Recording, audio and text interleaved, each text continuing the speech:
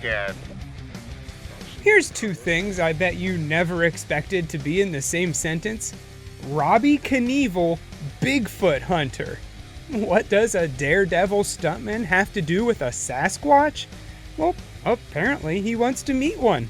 So he teams up with Bobo from Finding Bigfoot, and together they're bound and determined to see a Squatch. Or stand around and talk about it.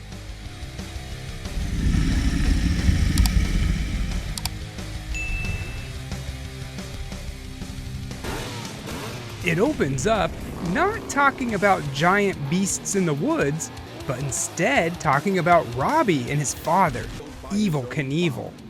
He followed in his father's footsteps, jumping over all kinds of things, including the Grand Canyon.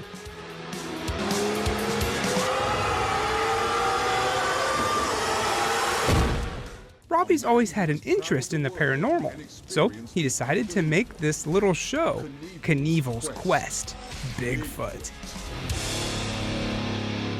Apparently, he wanted to make several of these documentaries, not just focusing on Bigfoot, but aliens, ghosts, anything paranormal, which is pretty cool. It's too bad Bigfoot is the only one he ever made. He did have an encounter with something strange, not Sasquatch related, but that's what sent him down this rabbit hole. More on that towards the end.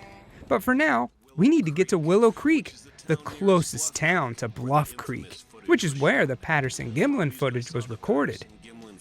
It takes a while to get there, and you wouldn't expect Robbie to go by himself. Along for the ride is his friend Warren, who seems to know at least a little bit about the mythological creature.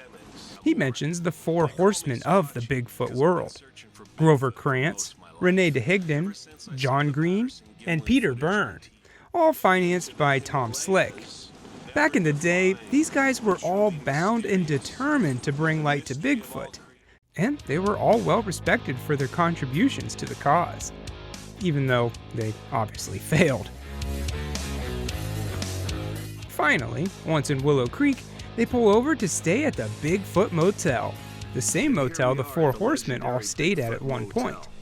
After checking in, they waste no time hitting the town and seeing the sights. The first stop, Bigfoot Books, still owned by Steven Struford. Last time we saw him was in the movie Willow Creek. Remember that? What's up, Steve? The usual thing, Bigfoot every day out here in Willow Creek. Here is really the only informative part of the documentary. Steven and his buddy, Robert, know their stuff. They've both done extensive research to find the exact location of the Patterson-Gimlin film site. It's been over 50 years, but using old tree stumps and other landmarks, they think they've narrowed it down. Unfortunately, it's off limits right now, so no one's allowed back there, which kinda sucks. They talk about the loggers who had encounters back in the day, the Jerry Crew casts, which started the Bigfoot boom, all the stuff that most of us know by now. However, I did learn something new: sand. They go into great detail about the sand resting on the ground of Bluff Creek. In the PGF, that is the Patterson-Gimlin film, you see the bottom of Patty's foot. That always kind of bothered me because it does look fake, like some rubber slapped onto a suit. However, these guys clarify that it's off color because the sand is sticking to her foot as she walks. Because the sand is sticking to the bottom of her feet. You know what? That makes a lot of sense. You should maybe start your own Bigfoot FBI shows. While they talk, Robbie listens, but he doesn't really pay attention. He just cracks jokes. So we confirmed that this was the film site. Okay. Before people... Now, is Renee a guy or a girl? I guess he's trying to keep the documentary funny, but it doesn't work. Just let these guys talk. They're actually interesting. Go out there to live like a Squatch and smell like a Squatch, you will be less offensive to the Squatch. You're more likely to see one. Got it. They do manage to get a few eyewitness stories in to fill up the runtime, like this retired park ranger. He and his partner were driving down the road and they spotted it, right in front of them, a head and shoulders, and reddish brown. It turned away from them, looked around a bit, and then walked away. He didn't say it was particularly tall or anything like that, but he did say the thing managed to cover 120 feet in 4 seconds. That's pretty fast. Next, they head to the Bigfoot Museum in Willow Creek, where we meet with Bobo from Finding Bigfoot. Yeah, just hanging out at the Bigfoot Museum. They go around looking at the casts and newspaper articles. Robbie really proving here that he knows nothing about the creature. He didn't even know that Patty is the name of Bigfoot in the famous film. Those are casts from Patty, the subject in the film. Those are casts made. Patty LaBelle? I guess that's excusable, but who doesn't know what the Patterson-Gimlin film is? The Patterson films, tell me real quick what that is again. It was the first photographic evidence of a Sasquatch. Of course he saw the famous picture, he was familiar with that. But come on, you should at least know the guys who filmed it. Hooters. She does have hooters. Now we can get into the real meat and potatoes of this documentary. You would hope that means that we're gonna do an actual investigation, or heck, even a few eyewitness reenactments at this point. But that's not what happens. Bobo and Robbie talk. Seriously, they just go on and on.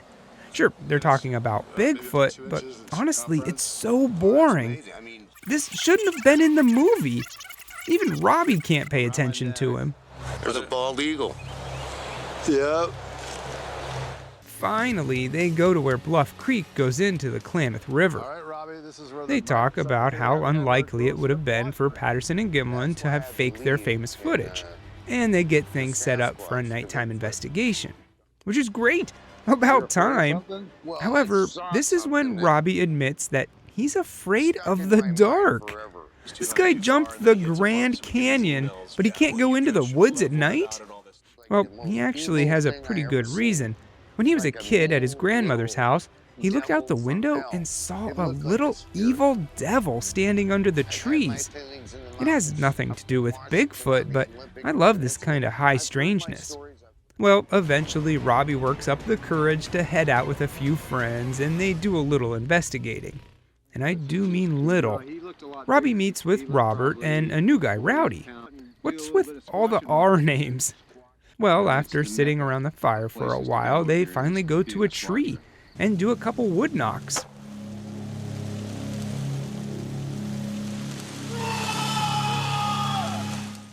Next, they do a few howls.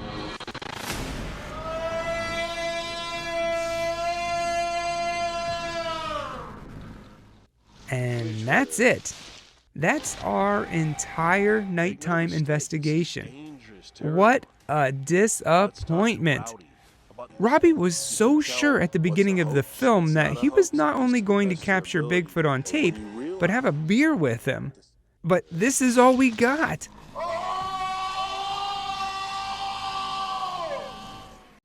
They finish out the doc talking about all the trail cameras that they have out here in the woods, and how that's our best bet to capturing anything. These cameras have been out here since 2012, so I don't think they're working. However, some good news is that they did happen to get a couple shots of the humble marten, an animal thought to have been extinct. So that's pretty cool. And that was Knievel's Quest, Bigfoot. First off, I like the idea. If it gets to a different audience, that being thrill seekers and motorcycle riders, and it gets them to believe in Bigfoot, then I'm all for it. However, this movie isn't going to change anyone's mind. To my knowledge, Robbie didn't make any more Knievel Quest movies either.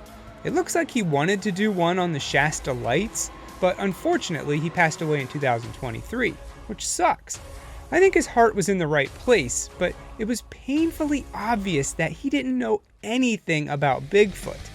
If you're talking to experts, you should at least know enough to hold a conversation, and Robbie couldn't do it.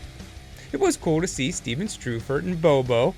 Also, Robert was very educated and interesting. But this isn't the doc you watch if you're actually wanting to learn a thing or two about Sasquatch. Would I recommend it? Well, if for some reason you're really into the Knievels and Bigfoot, then heck yeah, you'll love it. But me personally, it's a pass. How can someone go all the way to Willow Creek and get this little of evidence? Heck, They didn't even try the Bigfoot burger. That's criminal. I give Knievel's Quest Bigfoot 1.5. Look, a bald eagle. They probably got a big heart, and maybe I can sit down and have a drink with them. I don't know.